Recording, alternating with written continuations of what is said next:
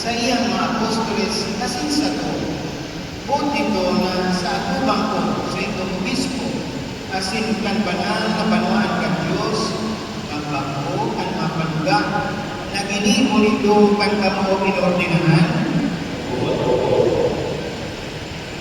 Buot ito maging turog na makasaro asin makabangin configure sa kaguranan ni Jesus.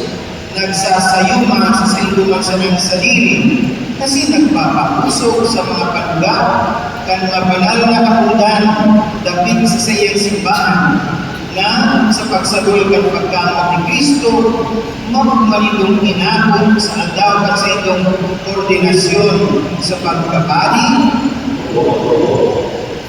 Buot nitong maging mga kaibon na namamahala kan mga misteryo kan Diyos sa banal na Eucharistia asin iba pang mga gawin sa liturhiya asin maibon na magtutog kan banal na katunaning pagtutog sa pagsunod ni Kristo at pamayo asin pastor na dahil nagmamabot ni Niyama kundi nadadala at kahigusan sana para sa mga kalag.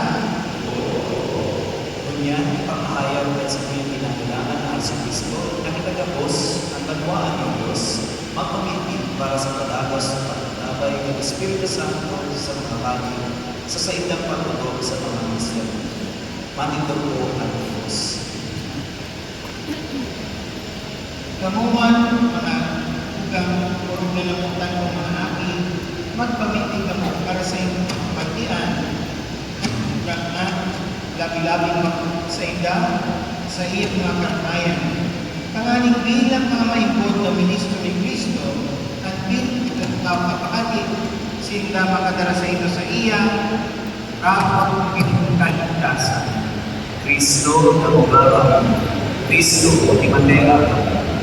Magpamitihan kamo para sa tanganing ang buko maging maibod sa apostolikong na ipinaniwala sa mapagkatao kasi tanganing ang dalawa ni Kristo Padi mga pastor para tugdo asin surugon ng kabos maging malinaw at sinurog na tulo sa kaibahan nito tarong daw. Kristo na bumaba, Kristo ni Matera. Ang kakurangan magbantay sa mukos sa tayang pagkamot asin magdara sa magkabos mga pastores asin kardero sa buhay na daig kasakturan. Amen. Magurwa kita bilang lumang patapos sa pagkakal ng kalimutan sa pagkakal ng Kristo. Matukaw po ang Diyos. Kunya,